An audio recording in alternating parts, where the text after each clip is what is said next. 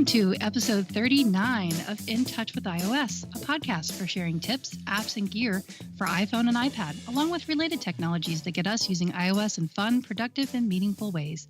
I'm your host, Melissa Davis, and joining me as always is Dave Ginsburg. How are you, Dave? Doing great. Welcome back. Thank you. Thank you. I hope we can keep the momentum going now, and then pretty soon we'll have a time change and we won't be so far apart in time zones. Won't that be great? It'll put an hour, right? Yeah. Hey, I'll take it. You can get a lot done in an hour, like a podcast, maybe. Right. Next weekend, yeah. That's Is that when it is? Because I've kind of lost touch since I've been out here, so I rely on my other clock changing peeps to let me know when it happens. Yep, it's always the first weekend in November when the daylight saving time doesn't change, or it changes, I should say, back to we fall back. Yeah. You just stay where you are. Yep, we just stay right where we are. Everybody else revolves around Arizona. Yeah. So no, we got a lot to talk about today. We do. You've been a busy dude.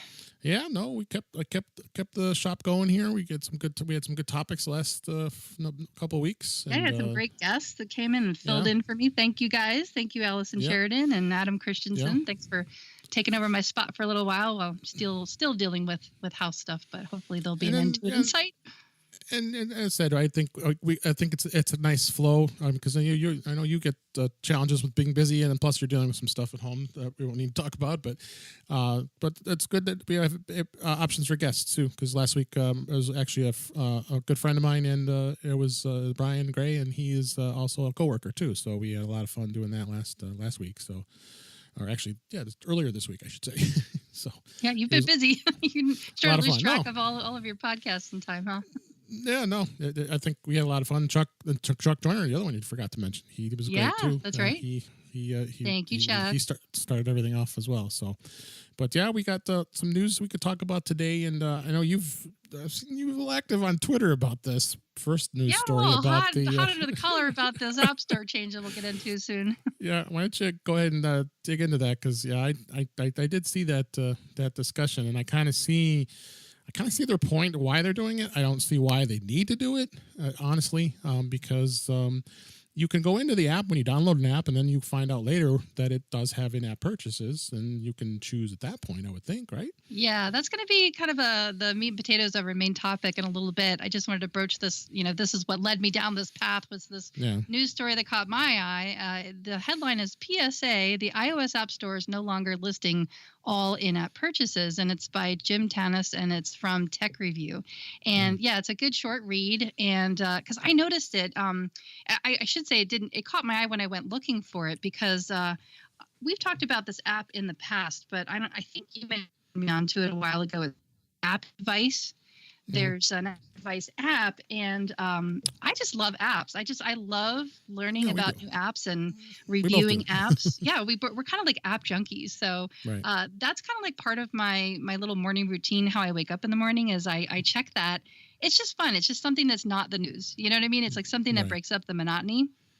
And not only do I have that, I also have my son, who's also, a chip off the old block, an apple from the tree, if you will. So he's always looking for apps. He's always looking for things and so with Apple Family Sharing, you get a notification whenever someone in your family wants to purchase an app. And so we'll talk more about that a little bit too. So basically, suffice it to say that I'm always kind of looking at apps. I'm always reviewing them. I'm always downloading the freebies that went on sale, or ones that had like an in-app purchase sale or something. I go check it out, and maybe there was an app that I had been looking for, but couldn't afford it at the time or whatever, and then it went on sale, and I go grab it, and then I go text my husband if it's like a sciencey app, like, hey, this is a 4D math app, this might be really cool. Or I text it to my son or my father or somebody. So I'm always checking these things out, and so I was very quick to notice that they didn't have the in-app purchase lists. They used to break it out. It used to be that I'd tap on it. Oh, let's go check this out. Okay, it's a free app, but in tiny text, it still says next to it in-app purchases. And then I would scroll down and I would look at what the pricing was for what things that you could buy. Now, this comes into play with my kids a lot because they play games. And so a lot of times it's like, okay, lately I've been enjoying some bingo. It's something to get away from all the monotony of the news and stuff.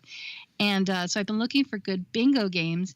And a lot of them, like any of these other games, they have these power-ups. You can buy jewels and diamonds, and like my son likes the games that have the little, you hatch the eggs and all that stuff. Yeah, so it drives you nuts. So as a parent, this is really important to know what you're getting yourself into, especially if it's one of those things where a kid says, "Hey, can I buy this app?" And you're like, "I don't know. Let me take a look at it." So you go, you tap on it. It takes you right to the app store. And the first thing I want to look at is like, well, how much does it cost? Okay, it's free. Well, is it really free? Nothing's really ever free. So you scroll down, you look at, okay, in the case of my one son, my older son, he's really trying to learn a lot about hacking, and he's trying to learn about technology. So I'm very wary of some of these apps that he wants to install, because like I'll just make something up. For example, let's say it's a QR code reader. I got a notification about that the other day. And I think to myself, okay, we have a built-in QR code reader in our Photos app, in our camera app. So why does he want this one? Oh, well, it does these things. Turns out it could be like one of those apps where it lets you hide your pictures, or something like that. It could be something nefarious. Now, we like to say that the App Store mostly protects us from this kind of stuff. But as I've been learning more about this, I've been finding out that there's some nefarious apps in there that we got to watch out for, which is why I want to talk about this. I really think it's a good PSA. It's a really good thing to let our listeners know about. So when I first saw this a couple nights ago, as I said, I went looking at an app to review it and saw that there was no pricing. I saw that it said that there was in-app purchases, but I went to look in the usual spot and they weren't listed. I thought, what's going on? So I started looking at other apps and noticing the same thing, noticing this trend and thinking, okay, something changed. And it's not like we got, like the App Store is an app that's installed on our phone. It's not like we got a badge that said, oh, there's an app update to the App Store. Like, ooh, where did that sneak in there? Do you know what I'm saying? Like, it wasn't, I don't recall reading that in the details of the latest iOS update, which as of the time of recording this is iOS 12.0.1. And so, there's point updates that are probably on the horizon. I don't recall seeing that. Do you recall seeing that as like one of the perks of, you should update to this because we've now decided that we're going to remove the in-app purchases, that this is a feature, not a bug, right?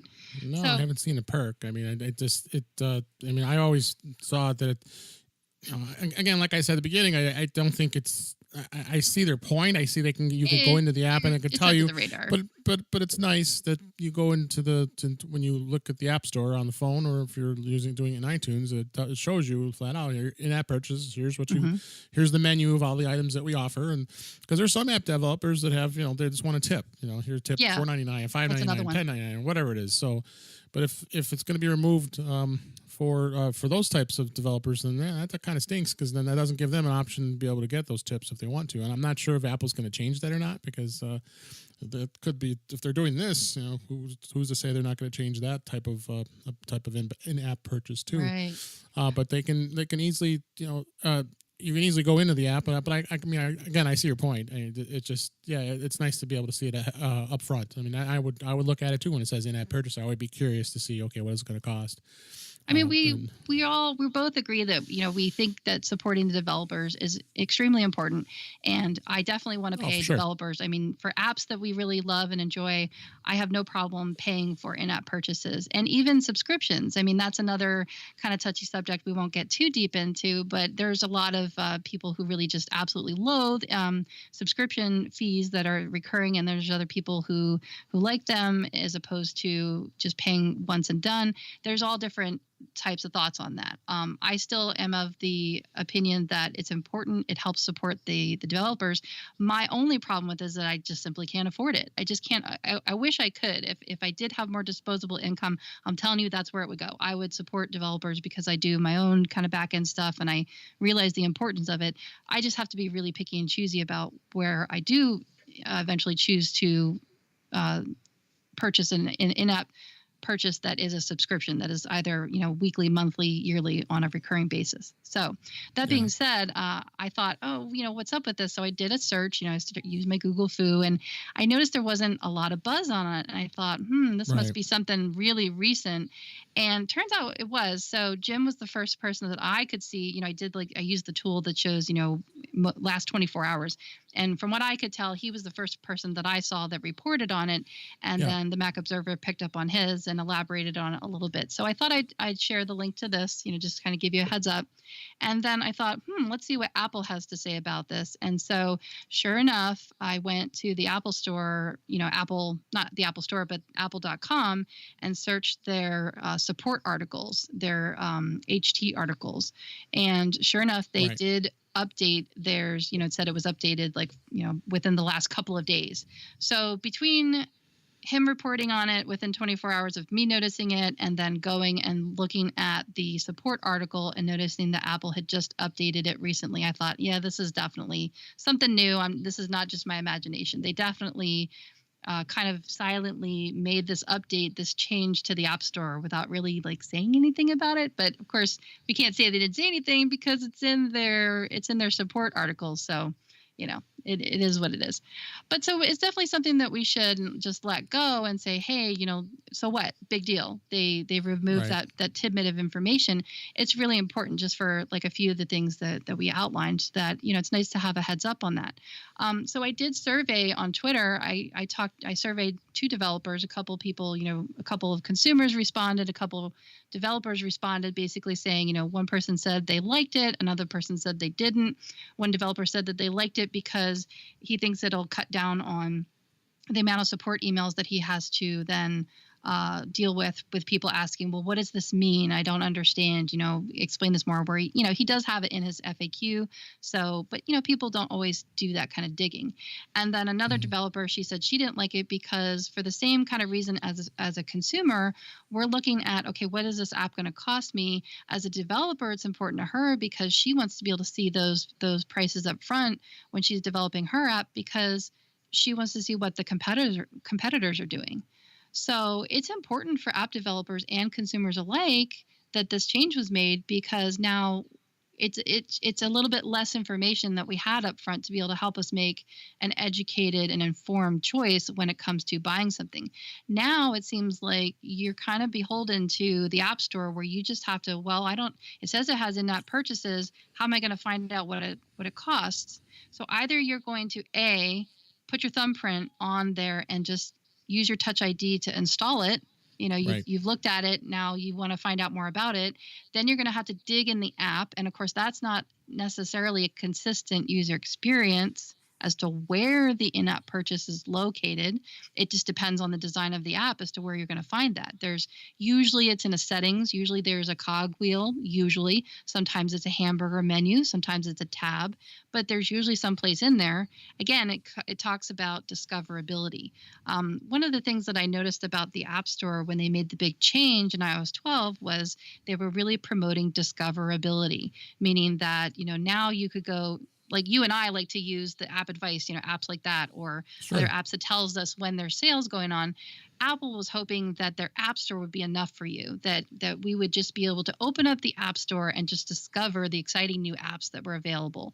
Right now we're coming up on Halloween, so they have Halloween themed apps, of course. There's top 10 lists. There's all these things that help you discover apps. But I don't think it is enough. I do prefer to use the news sites and the websites and the apps that tell us when things are on sale based on their experiences, based on their reviews of it. I like to find out about stuff that way. The way that the App Store is designed is to be consistently more in line with things like the Music app, the Photos app. You'll notice that things when you go in there, Apple has kind of done a little bit of hand-holding in that they want people to discover stuff and find it based on their curation of things. And so, like, for example, I'll compare it to Photos because it's something I'm really familiar with. When you go into Photos app, they have it automatically categorized for you based on things that if you've tapped the little heart on there because you've liked it, they'll have, your favorites.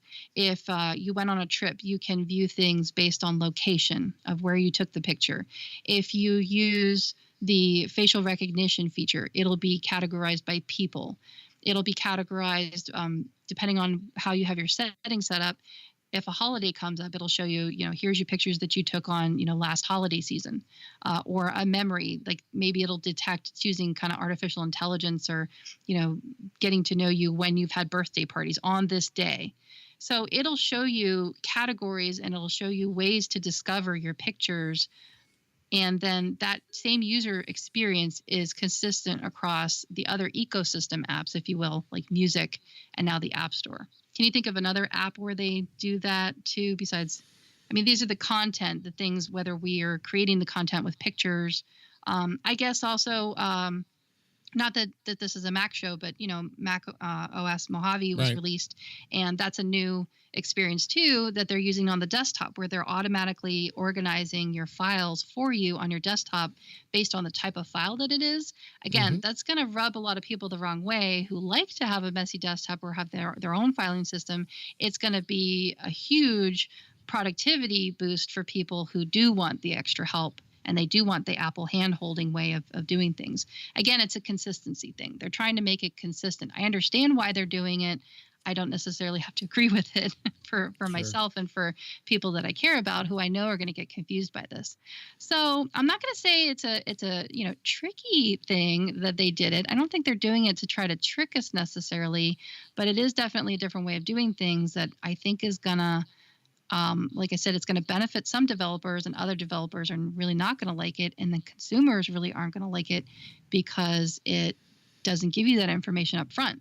So like I said, you're going to have to do a few things. You download the app, go discover, go poking around in there, trying to figure out, like literally poking at, okay, where do I subscribe or how do I upgrade to get the newer features? And you're going to have to go poking around looking for that.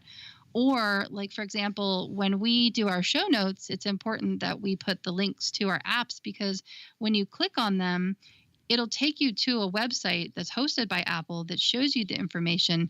And there it shows you that it's free. So in the case of the apps that we're going to talk about in a little bit, you'll be able to click on the link there and it'll show you whether or not it's free outright, there's nothing else to pay, or it offers in-app purchases. And then for right now, they haven't changed this yet, you see, but for right now, you can scroll down to the information section and you can see the price that's listed there for the in-app purchases. Typically, like when I publish show notes, I don't like to put the pricing in, and this could be another reason why they're doing it, because those prices do fluctuate. And so if people are taking screenshots and stuff, it could be giving out erroneous or incorrect information. So unless I state that, at the time that we recorded this, it cost this much, I don't like to list it necessarily in text because it could change the day after we publish something, so to speak. So you really want to go directly to the source. So for the time being, you can go and do a Google search or click on a link from our show notes and go look at the app that we're talking about, and it will still show you what the price is if there is a price involved for using that app. But as far as we can tell for right now, the interface on the iPad and the iPhone, you don't see it listed anywhere. Like when you scroll, it's not listed anywhere in the App Store listing for that app. It just says that there's in-app purchases, but it doesn't tell you how much they are. It's not broken out. It doesn't tell you that, you used to be able to tap and scroll down and see that, oh, okay, so say, for example, it's a bingo app. It's, $9.99 for a packet of jewels or something like that. It doesn't list that anymore. And that's really just frustrating to me. So that's what this article tipped me off on when we started talking about it. And like I said, I want to go into it a little bit. I want to do a little bit of a deeper dive as to the different kinds of in-app purchases and stuff.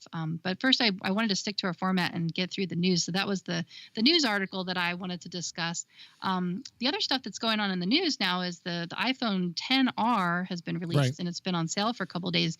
Do you know anybody that's gotten one and what they've said, or have you seen one in the wild yet?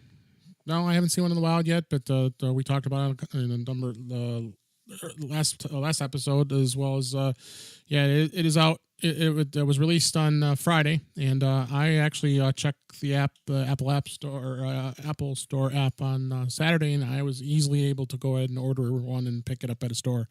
Great. So it doesn't seem like there's no. I don't think it went for big fanfare like in past releases, only because the 10s and the 10s Max, the Max is one I have, it was released a month ago. So I think a lot of that fanfare kind of just dissipated. But the biggest thing is, I think, as far as differences, and I keep telling people, I think it's worth going with this phone this iPhone is because of of course, its cost. It's $250 less than the lowest price 10s. It also has the only real differences are, as far as the phones go, is the camera's got the single lens as opposed to the dual lens, but it does basically the same stuff. And everybody's been doing reviews. I watched iJustine, and she did her unboxing. It's always those are always good. Fun to watch. And she took pictures with both phones, and the pictures were just very comparable. I mean, other than you not having the telephoto, which isn't a huge deal, and the OLED display versus the liquid crystal display, a liquid retina display. No big difference. People aren't going to notice a lot of differences with that. Yeah, for the average user, it's going to be great. The average user, I think, and I think it's comparable to the iPhone 8 Plus or the 8, whoever has those phones. This phone is going to be better. Honestly, I mean, it's got a bigger screen. Battery life is better too. It's got a bigger battery in it. Blows away the battery life. And Neil Patel from The Verge was going on raving about it. The CNET said great things about it. I mean, you're hearing lots of great reviews of it. So I think if anybody was listening, if they're in the market of getting a new phone, I think the 10R is definitely a good choice. And there's no real reason that you have to go to the 10S or the 10S Max. I went with the Max only because beyond me, bigger phone. You just like that form I do. factor. I do like the form factor, and it even when I put it up against my wife's iPhone 8 Plus, it's the physical size of it is basically the same. But the screen size, yeah, you get more screen real estate, don't you? Awesome. I mean, 6.5 inch screen. The screen itself is beautiful. So I mean, either phone. I mean, either phone's going to do you well, but the price tag is going to be a sticker shock for you as far as differences of cost. But you're willing to pay for that comfort level. You went to the 10 and you loved it, but then I think now that you have the 10s Max, you're back to that comfort level of you've got bigger hands. It feels better in your palm, whereas I have smaller hands, so I'm looking forward to going to the 10S someday. Yeah, and I mean, I think the 10S is going to be perfectly fine. I don't know if you've had a chance to go to the store or take a look at it yet, but not yet. But I already know that I want it.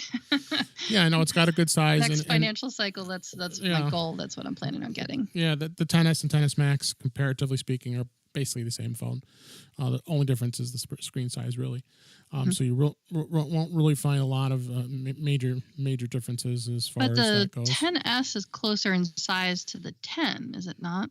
It's the same form factor, isn't it? And see, I have interacted with a 10, and I really loved it. And I was like, because I had the 8 Plus, and I really loved that smaller form factor. And I knew that I would. I did this on purpose. I knew that I wanted to live large for a while. I really wanted the bigger screen real estate. I got it.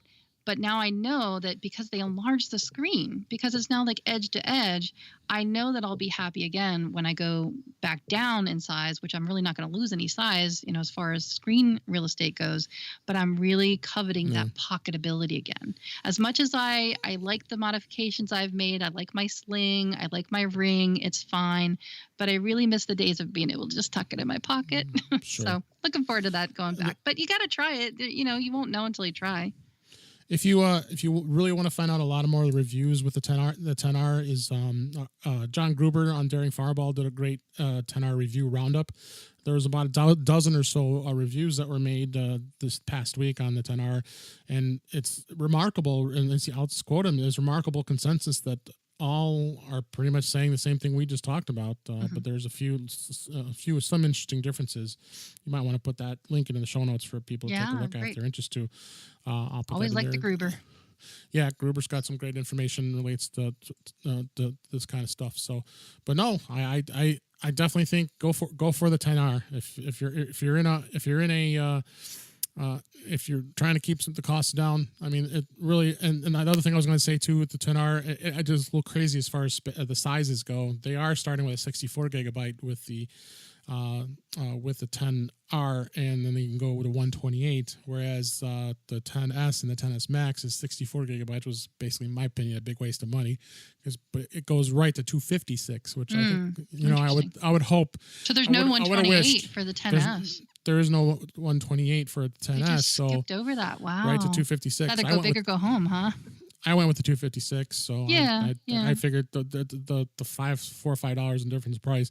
Same thing as with the 10R with between the 64 and the 128. There's only like, if you do a monthly payment, it's I think $34 or something like that.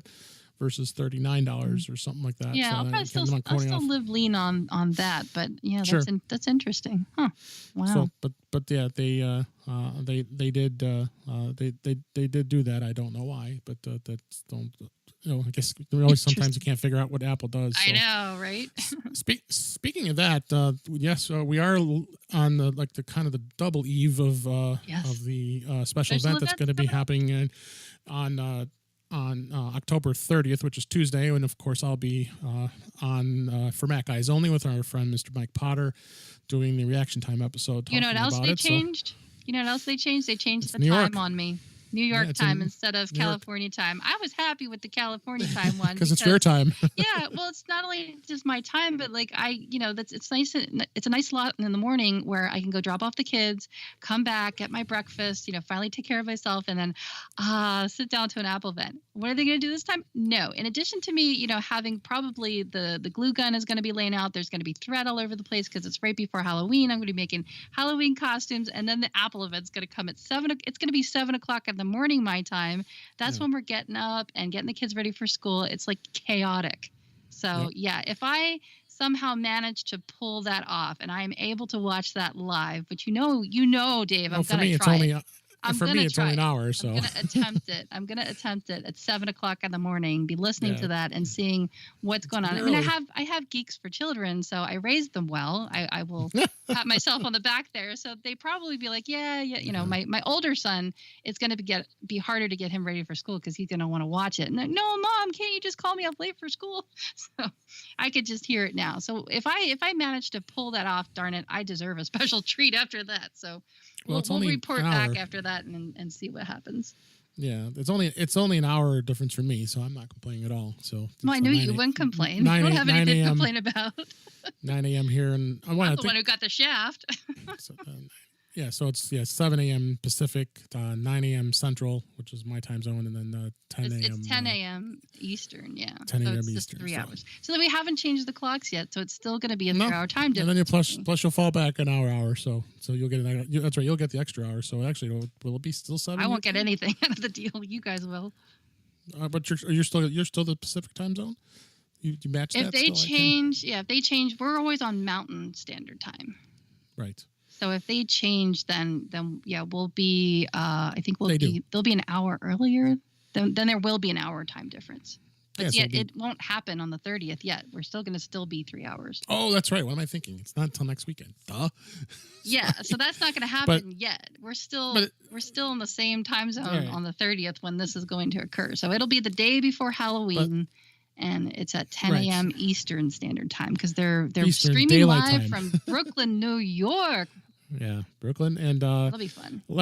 And most of the rumors, I won't talk too much about the Mac part of the rumors, but most of the rumors are saying that the iPad is going to turn into an iPhone 10 or 10s with Face ID, edge-to-edge borders and Face ID. No more home button touchscreen. The other one, and I had a lot of discussion about this during my Apple user group. We had to have our meeting this past Saturday because of a schedule conflict for next month. Mm-hmm. So no November meeting. We had 2 meetings in October. So you had to ramp it up and chalk it up to keep people satisfied for a little while, huh? Yeah. Well, I talked a lot about the Jamf Extra Nation fortified Music Conference. That's what we're going to talk about here in a minute. So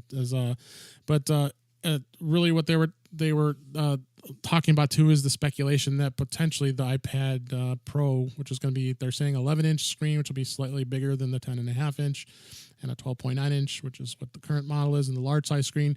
But they're talking about going from Lightning to a USB-C. Yeah, do you think that's going to happen? I think that has legs. I don't know. It had a lot of legs because a lot of substantial folks who know the things that are going on with Apple were talking about it. So it is very possible. I mean, who knows? I mean, again, it's all rumor speculation. But the way Apple has done it with the MacBook Pros and then changed everything to USB-C or Thunderbolt 3.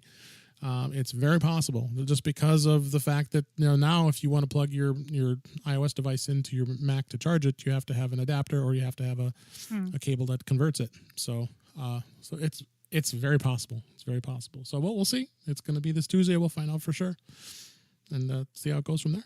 All right. Well, that's something we'll report back on.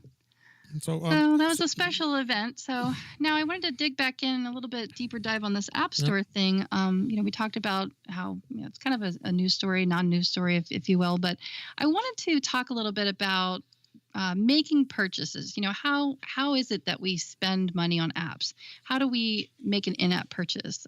What is the difference between an in-app purchase and a subscription, for those that don't know?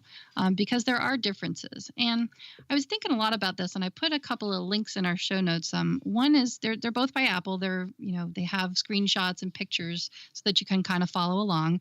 The first one is how to see your purchase history in the App Store, because the reason why this is important is because people are going to be duped by this, possibly. Not necessarily. I'm not blaming anybody, I'm not blaming Apple, but I just know user behavior because I study it, because I work with it. It's my jam, and I know that people are going to go and go buy an app, whether it's free or not. It's still considered a purchase. They're going to purchase an app. They're going to download it.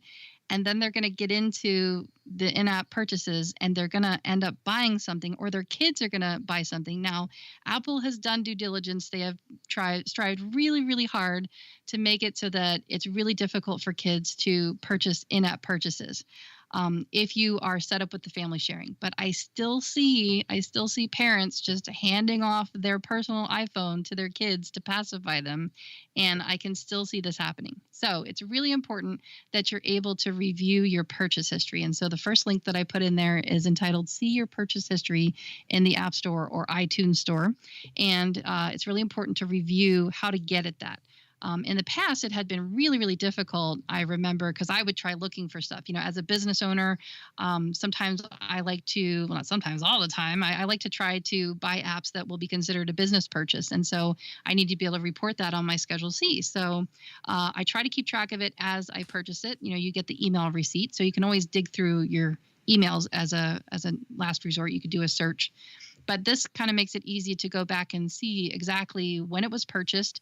It'll give you an invoice if you need it, so you can tap on it. So I think it's probably designed for that reason, for people like me who have a business and want to be able to claim some of this as a software purchase. There's an app that I use that I pay a yearly in-app subscription for, and I claim that as a business expense because that's backing up my data, and it directly relates to my business. And then the second link that I put in here is entitled View, Change, or Cancel Your Subscriptions.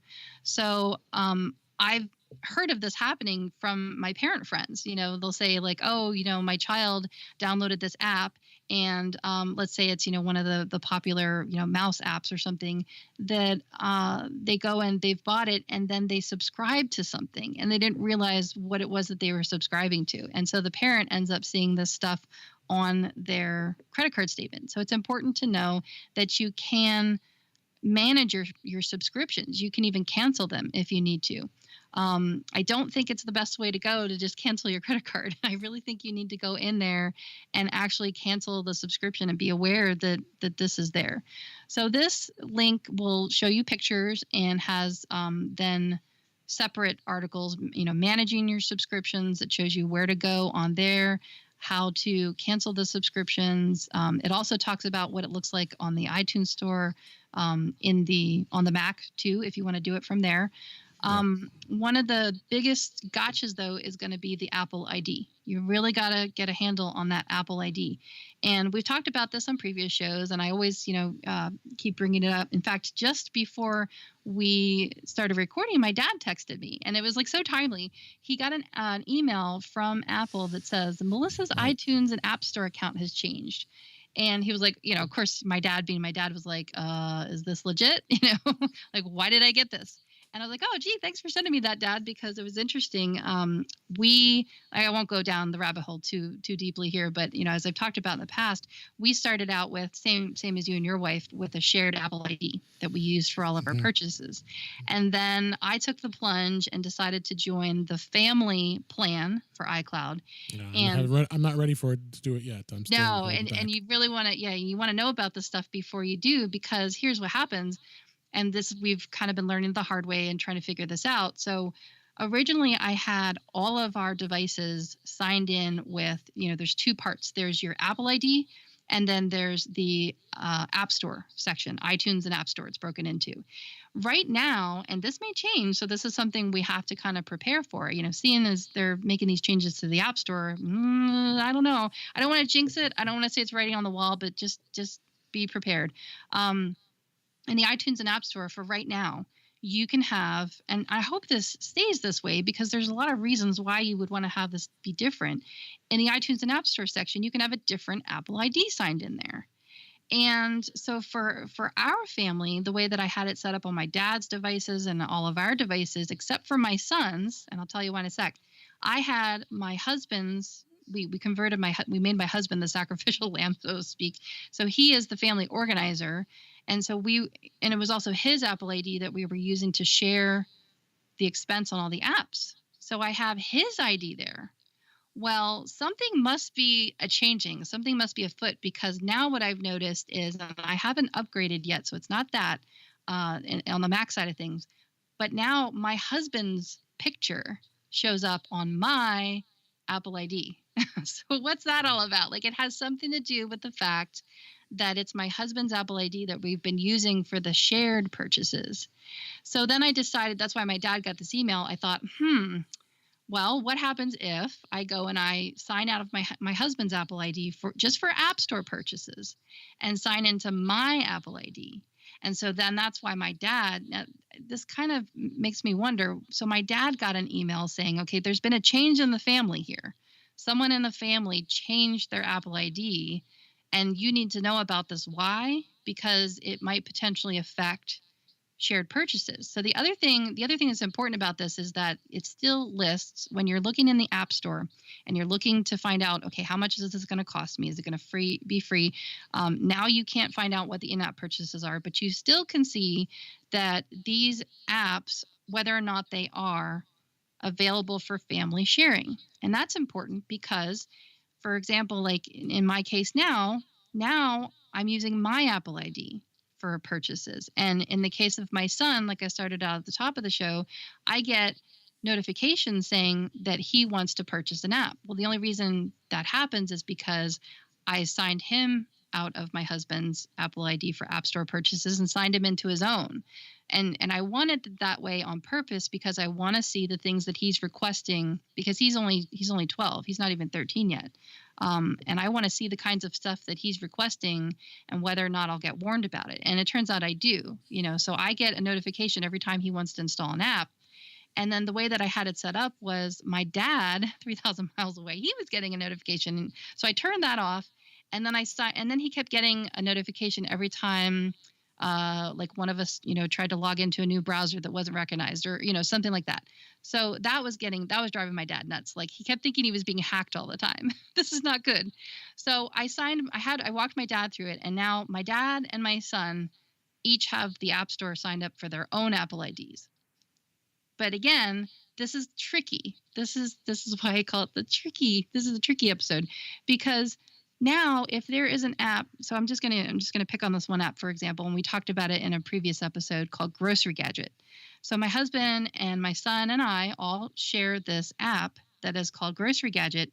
It doesn't cost anything to download it and install it. So it's a free app, right? They even have a free version of the app, which that makes it confusing too, because there's apps that are free that have an in-app purchase, and then there's apps that are free that are ad supported. And then there's apps that are free that have an upgrade price that you only pay once, that's not recurring. Well, this one is one of those ones where it's free to install it and it doesn't cost anything to upgrade it. But because the app, when the developer needs to be supported, and I really like the app, I don't want to see the ads because they're bothersome. They kind of get in the way. There's some people can tolerate the ads. I'm not one of them.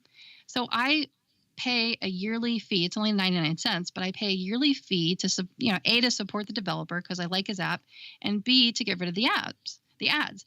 Well, it turns out that if my son wants to install it on his phone, he's got to pay a separate subscription fee that's for a year. And he only uses it like a couple of times. So like, it's not warranted. You know what I mean? Like, I know it's only 99 cents, but let's say it was like, $10 a year or something.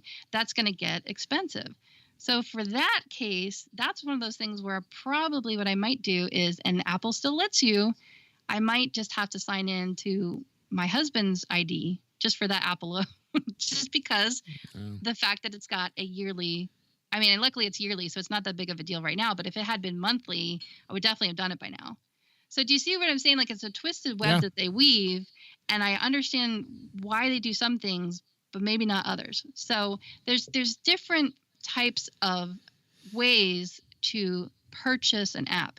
The first being the free example. So we're going to talk about an app here in a little bit that you recommended, where it is free. There is no cost to it. They're never going to charge you like an upgrade fee. They're never going to charge you an in-app subscription fee, because there's other ways that they support that app and that app's development, because there's a whole service behind it. So that is a free app. It's free and outright. It's still considered a purchase in Apple's terminology, though. So that's why I have to say that. And then there's the other type of app where right there it says, there'll be an app. There'll be a price. It'll say it's $4.99. It's going to cost you $4.99 to purchase that app and install it on your phone and use it, and then you're not going to pay another dime. That's a cost app.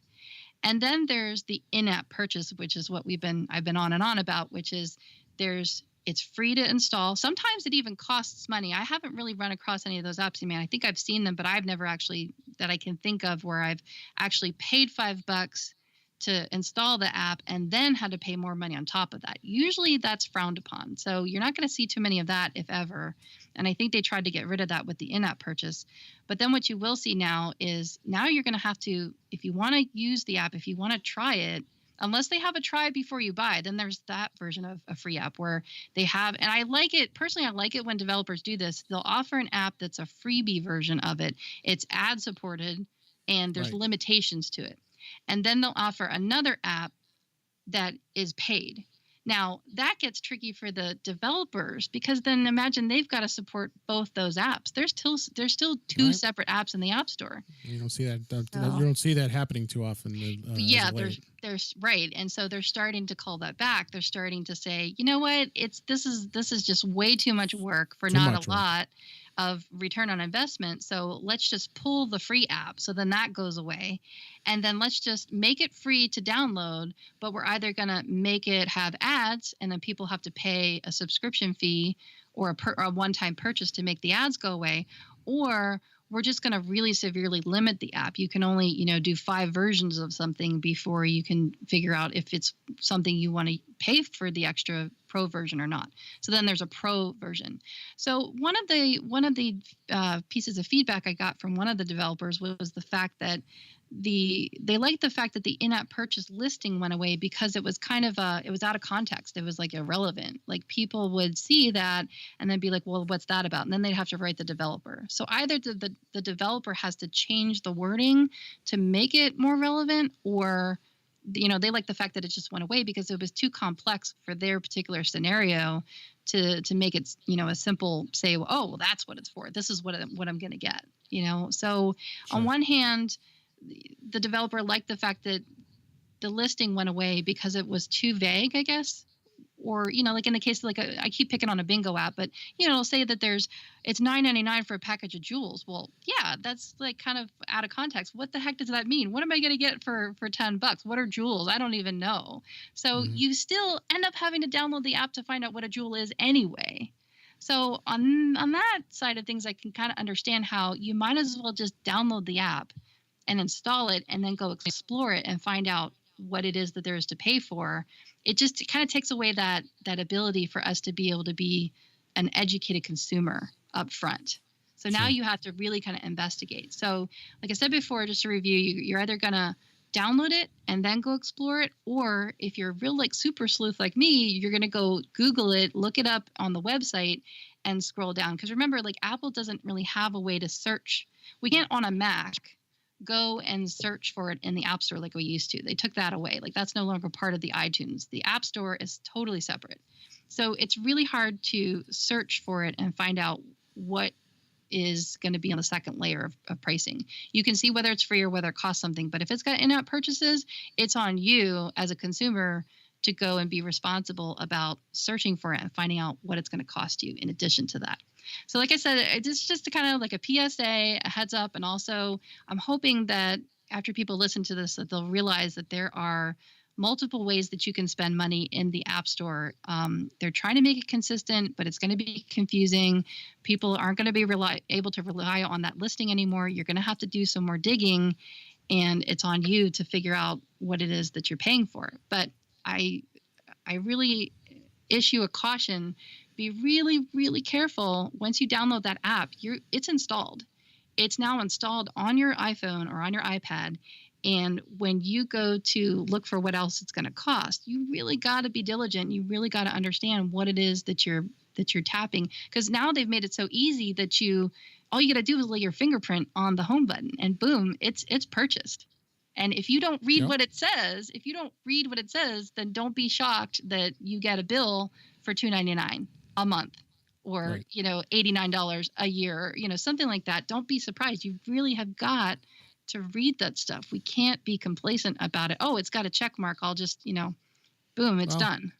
Well, I mean, it happened with my wife. She wanted to listen to something that was on TuneIn. TuneIn Radio has a pro version. Okay. So she subscribed to it. So I'm like, I got an email. I was like, because we share my purchase accounts, just two of us. So I said, first I thought, oh my God, someone wants to hack my account. What's going on? And then I checked with her, and she says, well, yeah, I clicked that. I wanted to hear it, and it made me subscribe. It's like, okay, so the easiest thing to do, like you just said, was just go in and go in under your settings under the App Store, and you just tell it not to renew once it comes up. So that's why it's super important to be able to review that stuff. But you said the magic word right there. You said hack, and that's what my dad was thinking. That's like, you and I are geeks, and we're like, even we think when we get a message, we're like, is this legit? Like, that's our first thought, is like, I don't think we thought like, oh my God, we've been hacked.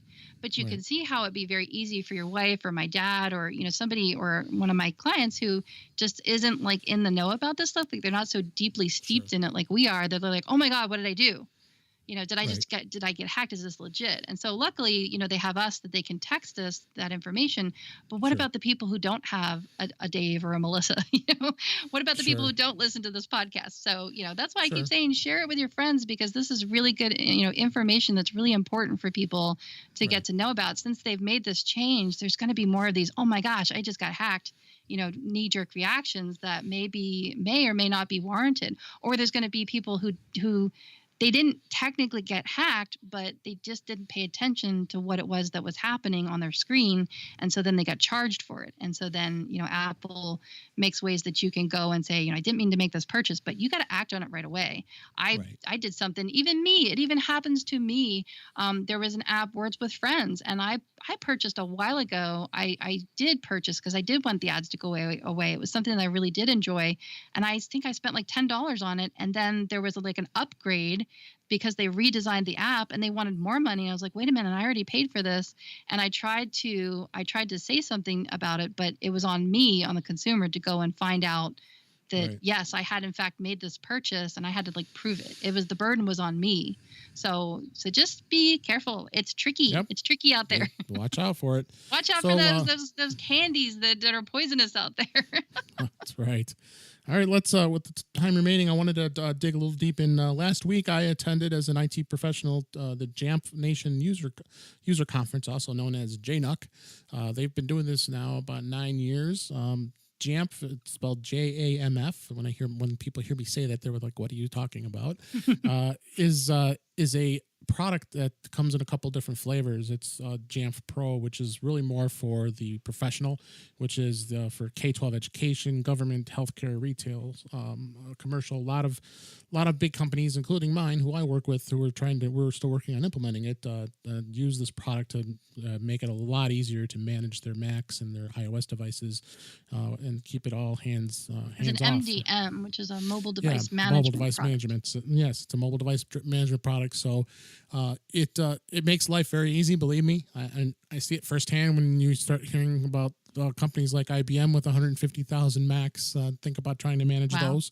And you have a company like Salesforce with 35,000 Macs. Wow. And you have Starbucks with 8,700 Macs and iOS devices that are out there. So it's quite quite an undertaking if you have that many That's what devices. you call scale. Yeah. So a couple things that caught my eye that I thought would be more interesting to our audience than me talking about all the enterprise and education stuff that you would never have anything to do with, because they do also have a product called Jamf Now, and what that product does is it's more like a streamlined version of Jamf Pro that allows small business to manage their devices, but doesn't have a lot of intricate things to do other than keeping them managed. But I'm not going to go too much talking about what that does, other than, again, it's another MDM, but it's more stripped down and more affordable, because you probably hear a lot of other podcasts that we are partake in that have advertising from Jamf. So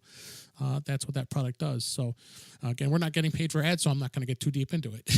other than the fact that I'm very impressed with the Jamf company, and what they've done is they've increased their company's become just so enormous. It just blows my mind, and they got a lot of great folks. I mean, they're very helpful, because I was able to talk to our tech person, and she was very, very helpful getting us on the right road of fixing what we needed done. So a couple highlights that caught my eye was, one of the things, and I thought you'd find this interesting too, is Jamf does give back to the community. So they introduced with a company called Matter, Matter Innovation Hub. Yeah, that was really interesting. Yeah, it's super interesting. The cool thing was, at the conference they had at the Hyatt Hotel in Minneapolis, they actually had this shipping container outside in the back of the hotel. Wow, you got to walk right by around the entrance. Yes, I did. Wow. And so what they did was they took any ordinary shipping container, one of those containers that go on backs of trucks and go on ships that are shipped all over the world, and they put walls in it, they put electricity on it, and electricity is by solar. There's solar panels on the top of the roof of the. I'll tell you what.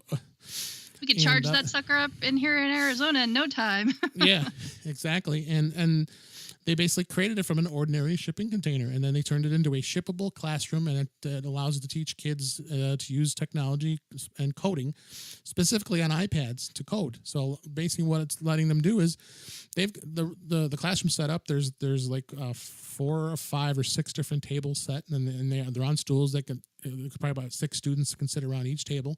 They have coding with the tape, and they're doing the spheres. They're doing, you can program with Swift, and Adam with, Christensen has those yep, spheros. Oh, yeah. Well, Apple sells them too, and Apple does it at the Apple stores a lot of times. And then and then little mini drones, and they're programming the drones and showing how to do the programming. Well, the biggest thing that kind of touched my heart was the fact that, and they had done this last year. They went out into the third world country, not third world, I guess they call it, Haiti. And Haiti, does have a lot of impoverished areas, unfortunately. And then last year they went out there and set up a way of giving back to them and being able to show them these students who don't have that option to have technology in their hands, and they did that last year. Well, this year they did it again with this container, and they thought, okay, we're going to go to another part of Haiti, and this part of Haiti did not have electricity at all. This entire city has no electricity, and I don't know how they function, but that's unfortunate. That is that way in a lot of places around the world. So what their thought was, okay, let's create this shipping container, and they shipped this container to that location, brought it over there, and of course it's solar powered, so they had electricity in this classroom. These kids were absolutely thrilled. They really loved it, and were able to learn and be able to understand and these kids pick things up so quickly nowadays with how to understand this stuff. It was just an amazing thing. We put a link in the show notes to matter.ngo, and this has information as far as what they do and what they've done. Like I said, I did go in this container because it was outside. I'm looking at some hotel. Still shots in the video that you shared, and it's pretty amazing. And it's a shipping container that they retrofitted to make it look like a classroom. I mean, I have a little bit of experience with this here. I won't talk about it too much, but I mean, there are times when we're in the midst of classroom upgrades and school upgrades and stuff, and so we have trailers that kids end up having to go in, and so they have to kind of retrofit these trailers. And this looks very similar to what I've seen, only this is even more specced out. It really is. And the first on the thing, wall. Drones. Yeah, there's a TV. There's TVs mounted onto the wall where they can put the iPad image up there so they can see what they're doing on the iPad as they code. What people asked was how does the shipping container stay secure? Because think about how far it's being shipped. And it's those tables actually go up; they're latched against the wall, so they do not move. Everything is tied down. Everything is latched in place. I can see one in the background. Yep, you can see it folded up against the wall. Yep.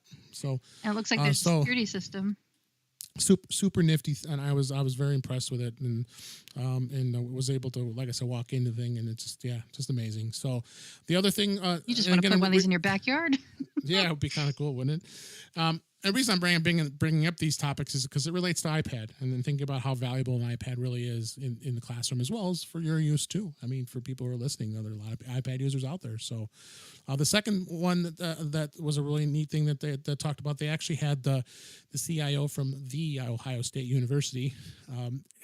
They are now issuing iPads to every one of their incoming freshmen, all 11,500 of them. And of course, they use Jamf to set these up because they can set it up in a way where it automatically is set up. It allows them to sign into the school system, be able to set up all the apps they need, and be able to provide all that to the students. So their goodie bags that they get, there's an iPad inside that. Wow, talk about swag.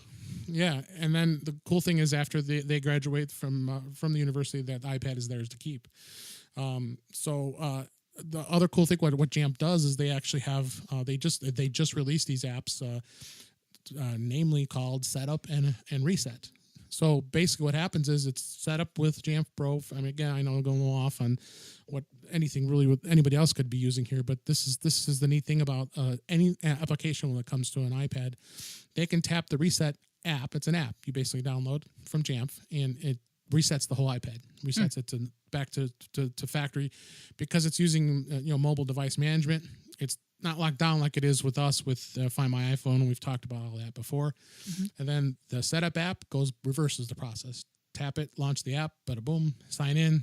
It automatically it'll image it and bring it back to the way it was when it first was given out. So you have hospitals that are doing this now too. You have hotels that are giving out these iPads. They're doing it too. How much easier it makes it to set these things up. Another hotel chain that was out there, not too many people are probably familiar with it. It's a hotel called the Red Lion. They are now implementing, or they just started piloting Apple TVs in their hotels. So what they do is they put the Apple TVs in the room. If those of you who've traveled and gone to hotel rooms, how and tried to hook up our own Apple TV. We do that exactly, and how god awful the remote. And how god awful the interface is on those TVs because of the services they use. Well, they actually did a demo, and it was really cool because it was on stage during the keynote. How they were able to plug the Apple TV in, let it sign in. They did a live demo, and it worked because everyone was like freaking. When you and I both know by doing demos and doing presentations, you try not to do that because you're asking for a failure. It didn't fail. Yeah. They plugged it in the power. They plugged in HDMI. The Apple TV booted up, automatically set up. So then, the cool thing with the interface with the hotel was it actually has all the we know the interface on Apple TV. Well, it's got places where you can go visit places to eat in the area. You can look at your folio. You can get access to Netflix. You can get access to Amazon Prime. All the TV channels are on the Apple TV, so they can watch TV from the Apple TV. They don't have to go. And that was the biggest thing they're trying to do is as they're piloting this is to try to get rid of the TV part of it. Let all of it be on the Apple TV. Interface, of course, we know is beautiful. So it was very well set up. So very interesting as far as what are they doing for remotes? They use the Apple TV remote in the hotel room in the hotel room. Yes, like families and kids to use. Well, I mean, it's just like any other remote. I mean, they could lose the remote there too. So, but it's being those piloted remotes right now. aren't cheap though. I mean, they're like what $70 or $80 a pop or something like that. I think the hotels can, especially the Red Lion is actually considered more of a higher end hotel. Okay, so not like a Ritz-Carlton or like a Four Seasons. Yeah, the barrier entry is going to be higher, so you're not going to have a lot of kids and families in there. Probably not. It's more for the traveler. I see. Okay. But I would not be at all surprised I see this happen in other hotel chains just for the mere reason of manageability. I mean, being able to, you don't have to have the whole goal of Jamf is, but hand them the box of the device, turn it on, sign in, and no IT is involved. Everything is set up. So they're reducing the cost. They can afford to replace these remotes because they're probably reducing the cost of the IT support. I mean, the return on investment itself pays for itself too. Yeah. So, awesome conference as always. A lot of great stuff. If you want to take a look at that, we gave a link in the show notes. You can go to Jamf, JAMF.com, and find out about their products. I'll be talking about an app here in just a second about you can actually access some of their tech support, and it does provide a lot of great information here in just a minute. So once you go right into your app, I took a look at that app, and I'd like to hear what your thoughts are on that. But well, you were just talking about the TV, so that was a wonderful segue. Exactly. So it's called iShows TV, and it's powered by Tracked TV. So you can sign up for, I guess it's a Tracked TV account. And what this does is, I wanted to share it now, as we're in the fall season, because now it seems like when all the shows are coming back on TV, and we're kind of getting back into the swing of things as far as watching shows. At least in my family, we are. Now we've got Walking Dead and The Good Place, and so we have a list going of all the shows that we like to watch together, my hubby and I. That's why when I was texting, I was like, all right, hubby's ready to sit down, so gotta go. I've been waiting to watch The Walking Dead for like 3 days now. I know it's kind of faded and over, but I want to see how they're gonna deal with this. So anyway, I like databases. I really just love stuff that helps you keep track of things. And as Apple geeks, we definitely like to keep track of things. And this is one of those apps that does just that. It helps you keep track of your TV shows. You can click on their link and you can see what they're all about, and you can look at the pretty pictures. But I have mine all populated with all the TV shows that I watch. And the interface is it's beautiful because it shows you all the TV artwork. And when you click through, now depending on what type of show it is, like I'll just pick on Modern Family, for example, depending on the show, they're usually pretty populated as far as like you can see what's coming up. No spoilers. It doesn't tell you what happens on the show, but it will give you the little synopsis of what the show is going to be about. And basically you just go through the list there, and as you watch a show, you can check it off. Series of shows that we've been watching, The Walking Dead or Game of Thrones, or I like How to Get Away with Murder is one of my favorites. I know it's just super, super cheesy, but it's just really just great to just watch and see all the drama unfold. And if you pay, now this one does have an in-app upgrade. So this is one of those apps where it's free to download, but then if you want to really use it, I mean, the features are really limited. It kind of gives you an idea of what you're getting yourself into. And then I did decide to upgrade it, and it was $4.99 at the time. I think it still is. And so for me, it was worth it because I really had invested a lot of time in curating and entering all of the shows that we watch, and trying to keep track of all the seasons and things. Because like I've told you in the past, I mean, my husband and I are kind of bingers. We're just so busy with school and kids and everything. We just don't have the time to sit down and watch these shows as they air. And so we end up kind of, back cataloging a lot of stuff. And, something might have aired like a year ago and we're only just watching it now. And we're fine with that. We're totally okay with that. Westworld was a good one that I was following for a while. You can check in if you want to. I mean, there's kind of a community type of thing. Then you can tap on IMDb and look up more information like about the cast members and stuff like that. But it's really just to help you keep track of episodes, keep track of shows. Once you've finished a series that, is no longer, it'll archive it for you. But then you can go back into the archive box and you can still see those shows. Like maybe there was a show that I had given up on and then just, decided later to get back into it again. I can unarchive it and put it back in there. You can favorite episodes. You can search for things. So I like it a lot. I only use it really a couple of times throughout the year, like I said, because we binge. But boy, when it is time to keep track of that stuff, then it really does come in handy. So check it out. Oh, I will. Yeah, it looks like an interesting app, so we're gonna definitely check it out. So, my app actually is because I was just so into Jamf this past week that I thought I'd share the Jamf One app, which they just released not too long ago. It links out to what's called their community called Jamf Nation, and Jamf Nation has almost 70,000 members. Wow. that are signed up. That they're all professionals. A lot of them be IT professionals. And I thought maybe you'd find it interesting because you could sign up for a free account. You don't have to be a Jamf subscriber. I was thinking about it. I was thinking about just to tinker around with it, because didn't they used to let you manage like 3 devices for free or something like that? Is that still the case? Yeah, Jamf Now does allow you to do 3 devices. So if you want to play around it, absolutely go for it. That's the Jamf Now product. But you don't even have to do that. You can just sign up for a Jamf Nation account. And like I said, they got over 70,000 people that are doing it. Talk about try before you buy. You can really dip into the community. It might get a little geeky. I'll forewarn everybody, because there's a lot of stuff out there that may not relate to specifics to an iOS device other than what Jamf does for it.